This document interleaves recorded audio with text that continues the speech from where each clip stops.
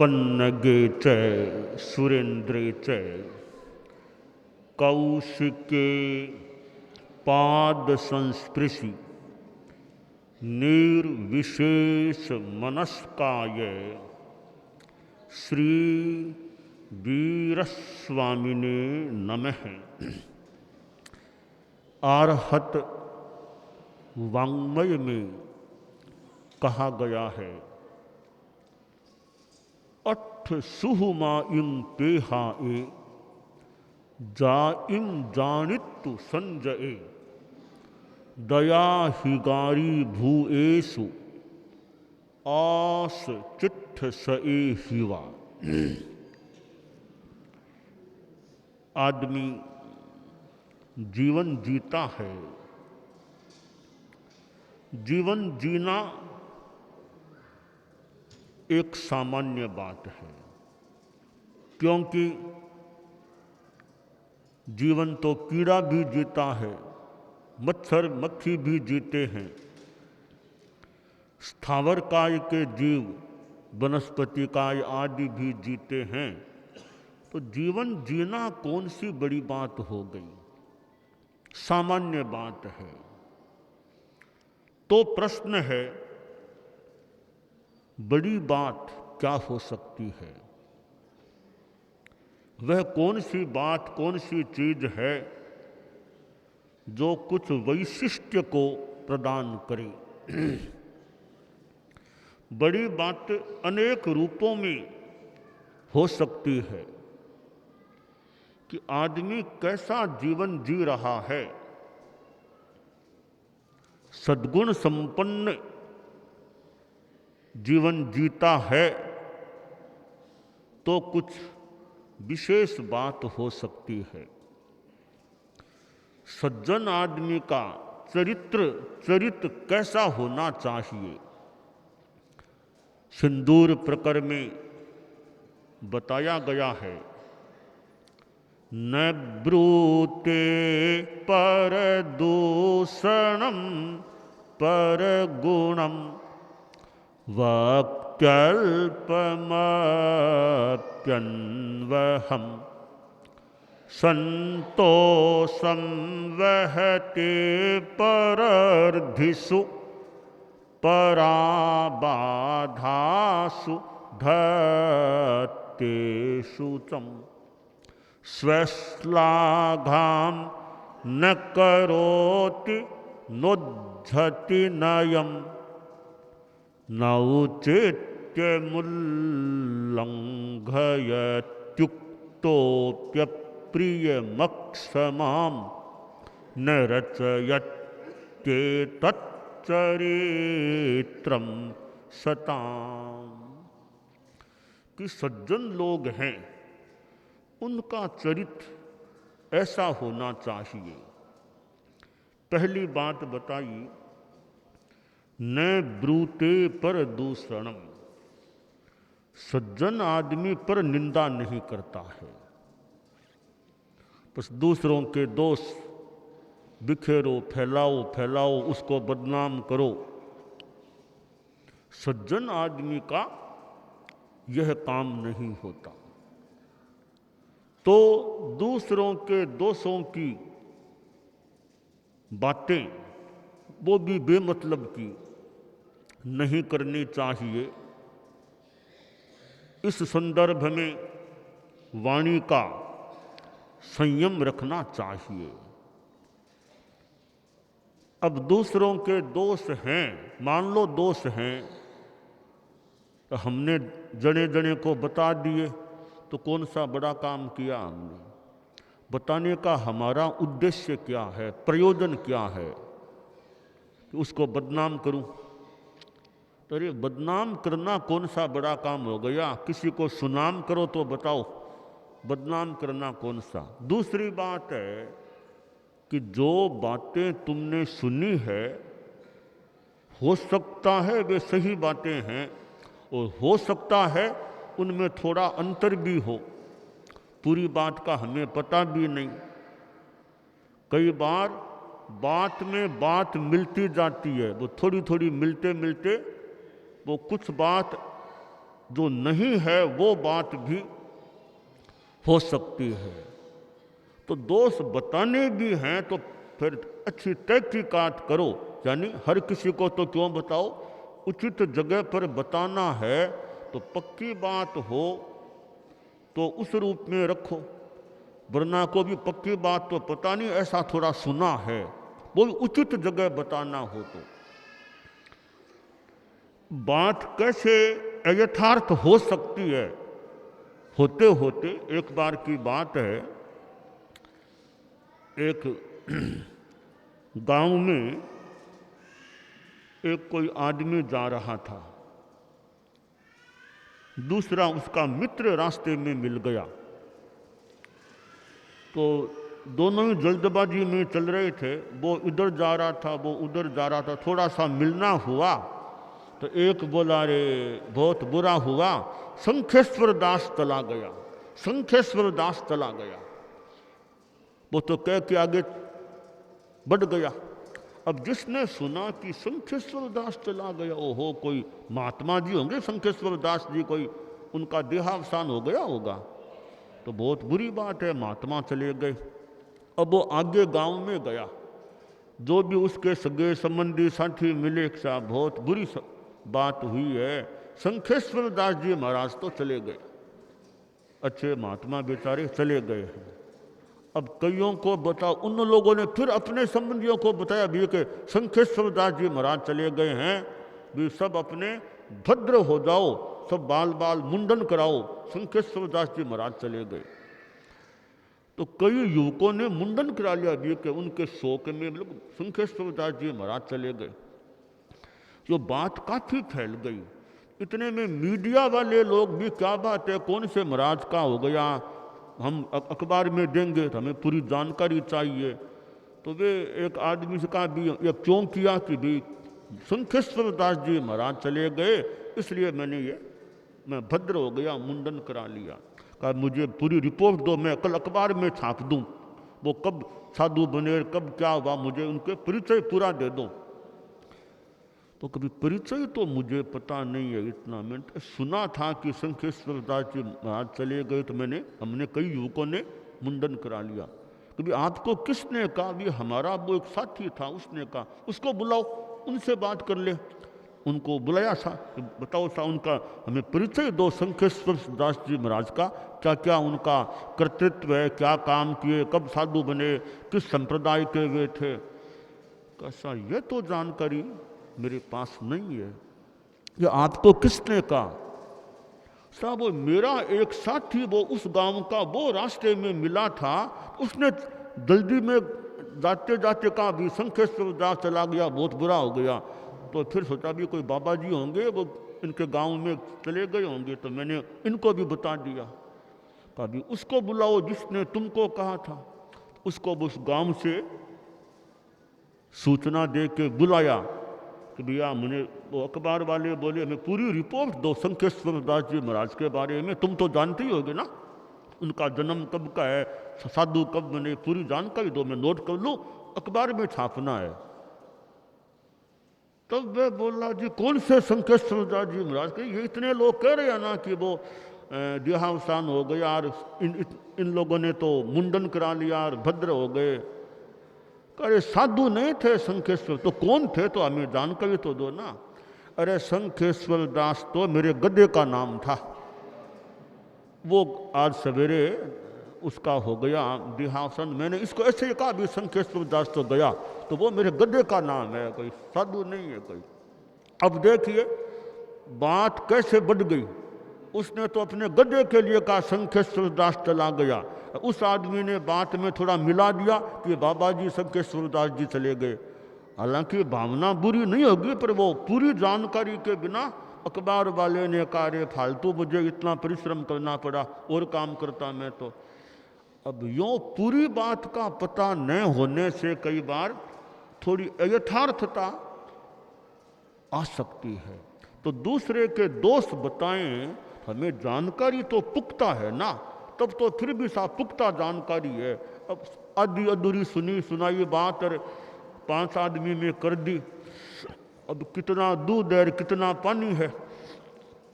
जानी जाने। तो आचार्य ने कहा न ब्रूते पर दूषणम, दूसरे के दोष नहीं बोलता सज्जन आदमी। पर गुणम वक्त्यल्प मप्यन वहम, दूसरे के गुण होते हैं, थोड़ा भी गुण उसको भी बखान करते हैं। ओ इसमें यह गुण हो, इसने मेरा यह काम कर दिया, इसने मेरा यह काम कर दिया, साहब बहुत अच्छा मेरा इन्होंने काम किया, मेरी सेवा करी। थोड़ा सा किया उसको भी वो बात बात में जब मौका आता है उल्लिखित करता है, अभी मेरा यह काम किया, यह सेवा की, यह काम किया। तो सज्जन आदमी दोष नहीं बताता, गुण की बात को बताता है। तीसरी बात है संतोषम बहते परर्धिसु, दूसरा कोई रिद्धि संपन्न बन गया तो उसमें भी संतोष, न कि ईर्ष्या, ईर्ष्या नहीं करता। दूसरा रिद्धि संपन्न बना है तो मैं ईर्ष्या क्यों करूं, मेरे जैसा भाग्य वैसा मुझे मिलेगा, इसको मिला इसका कोई भाग्य होगा तो मैं भी खुशी यानी संतोष रखूं, ईर्ष्या नहीं करूं। तो सज्जन आदमी दूसरों की रिद्धियों में भी संतोष रखता है। चौथी बात है पराबाधासु धत्ते सुतम, कोई दूसरों में तकलीफें हैं तो वो खिन्न होता है, अरे दूसरों में तकलीफ आ गई, वो हो गई, वो हो, कष्ट होता है, उसको सहानुभूति करता है। तो सज्जन आदमी दूसरों की तकलीफों में सहानुभूति दिखाता है, करता है। पांचवी बात बताई सज्जन की स्वश्लाघाम न करोति, स्वश्लाघा आत्मश्लाघा, अपने बड़ाई अपने मुंह से नहीं करता है। रही मन हीरा कब कहे लाख हमारो मोल, बड़ो बड़ाई ना करे, बड़ों ने बोले बोल, रही मन हीरा कब कहे लाख हमारो मोल। कि बड़ा आदमी है वो खुद अपनी बड़ाई नहीं करता, हाँ वस्तु स्थिति मान लो कभी बतानी पड़े बता सकता है, बड़ाई के भाव से अपने आप को दिखाने के लिए बड़ा आदमी नहीं बोलता या नहीं बोलना चाहिए। आत्मश्लाघा, खुद की बड़ाई खुद को नहीं करना चाहिए। तुम्हारे में विशेषताएं हैं तो लोग तो भले तुम्हारी बड़ाई कोई करे तो कर दे, तो खुद भी बोलने लग गया मैं ऐसा, मैं ऐसा, मैंने यह किया, मैंने यह किया।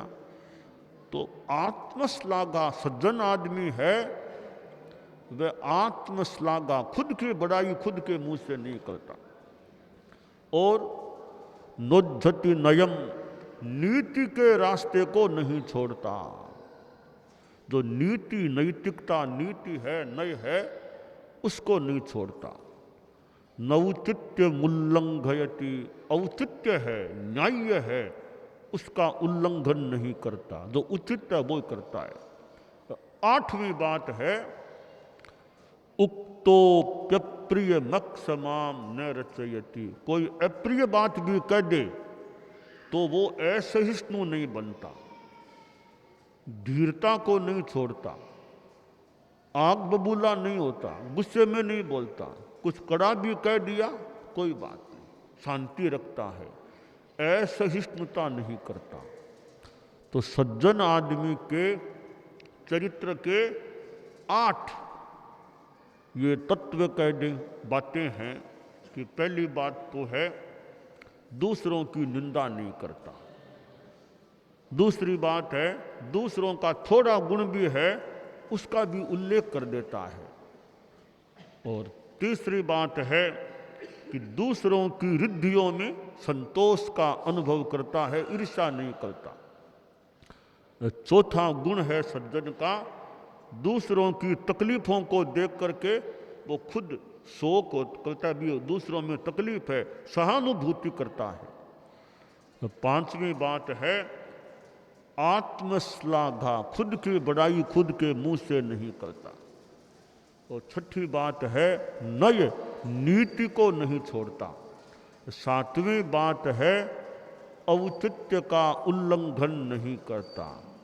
तो आठवीं बात है अप्रिय कोई कह दे बोल दे तो भी अक्षमा नहीं करता, क्षमा रखता है, सहिष्णुता रखता है। तो ये आप गृहस्थों में भी सज्जन लोग मिल सकते हैं। साधुओं की तो खैर बात ही अलग मान लें।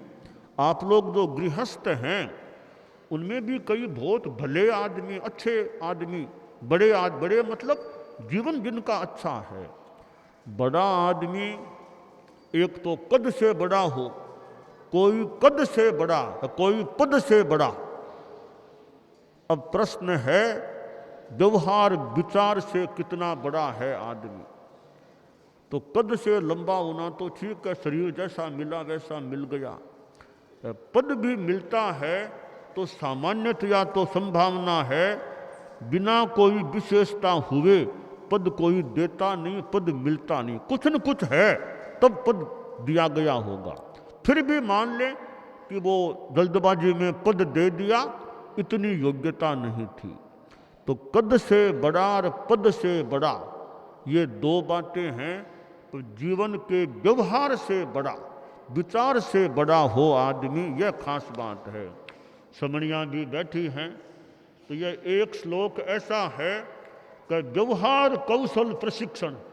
किसी को कोई सेमिनार करना और कोई ऐसी मीटिंग करनी हो कहीं समाज में और में कोई, तो व्यवहार कुशलता, व्यवहार प्रशिक्षण, एक ये श्लोक भी व्यवहार प्रशिक्षण में, व्यवहार प्रशिक्षण की कोई क्लास लगानी हो, इस श्लोक को भी आधार बना करके हमारे संत भी बैठे हैं। न्यारा में और में कहीं कोई बोलना हो तो व्यवहार प्रशिक्षण की हमारे मुनि सुमति जी सवेरे बोले थे यूँ व्यवहार के बारे।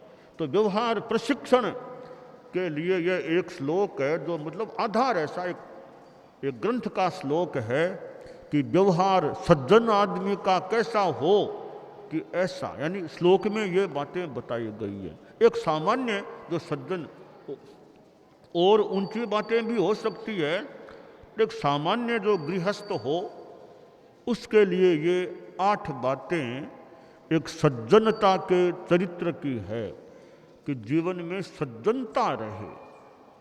और समणियाँ तो जगह जगह विदेश जाती है, देश में भी काम करती है, रहती है, लाडनू में भी रहती है, विद्यार्थियों के परिपार्श्व में भी रहती है, मुमुक्षुओं के भी परिपार्श्व में रहती है।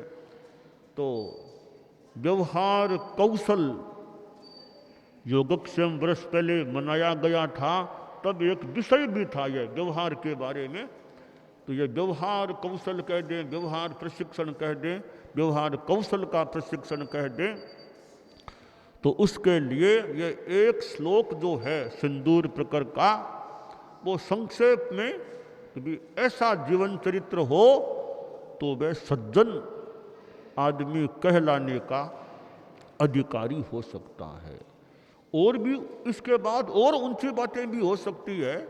एक सामान्य आदमी को सज्जनता का संबोध देना हो तो यह श्लोक काफी संभवतः उपयोगी सिद्ध हो सकता है। तो शास्त्र में दया की बात कही गई, दया ही गारी, दया का अधिकारी। तो एक दया जीवन में आती है तो जीवन एक सज्जनता वाला, दया जीवन में है भी, अनुकंपा, अनुकंपा की चेतना है। अनुकंपा है तो आदमी मारपीट क्यों करेगा, किसी को तकलीफ क्यों देगा। अनुकंपा भीतर में है तो अनुकंपा है तो सहानुभूति भी का भाव भी आ सकता है। अनुकंपाशील है वो पराई निंदा जैसे काम में भी संभवतः ज़्यादा रस नहीं लेगा। तो अनुकंपाशील है भी, मैं क्यों किसी की निंदा करके अपना समय बर्बाद करूं, अच्छा काम करूं ना, क्यों दूसरों की निंदा में रस लूं। न तो खुद को निंदा करना चाहिए, दूसरे निंदा करें वहाँ कान लगा के रस लेने का भी ज़्यादा फालतू या रस ले करके सुनना भी नहीं चाहिए। हमारे यहाँ आता है हाजरी में भी संग की उतरती करे या कोई दूसरा सुने, वे दोनों ही अविनीत है। उतरती निंदा करे वो भी अविनीत है, निंदा की बातों में रस ले वो भी अविनीत है। तो फालतू की जो बातें हो यथार्थ और फालतू दुर्भावना से कोई करे तो इसमें ठीक है, अभी वो करे तो वो जाने, हम उसमें रस ले करके उसको महत्व न दें। तो सज्जनता की बात है। कोई भी समाज का आदमी भी हो, भी किसी की निंदा क्यों करो? कोई बात है उचित जगह बता दो भी, यह बात ऐसी है, इस पर ध्यान दे लेना चाहिए। यह तो तरीका ठीक है। भाई आप में कोई गलती है, इनको खुद को बता दो, इनके परिवार को बता दो, यह बात ऐसी है। बाकी सब में जा के बातें करेंगे तो हमारा मुंह का, हमारी वचन की शक्ति एक फालतू जा सकती है। वो भी सोचेगा अरे मुझे बहुत बदनाम कर दिया, अब मैं भी बदला लूँगा इनका। इसलिए यह सज्जनता भी कि निंदा में, फालतू बातों में नहीं जाना। निंदा जैसी में हो तो किसी की विशेषता बताओ ना, उसमें यह विशेषता है, तो प्रमोद भावना का व्यवहार होगा। तो अनुकंपा, दया हमारे जीवन में पुष्ट रहे तो हमारी आत्मा कल्याण की दिशा में आगे बढ़ सकती है।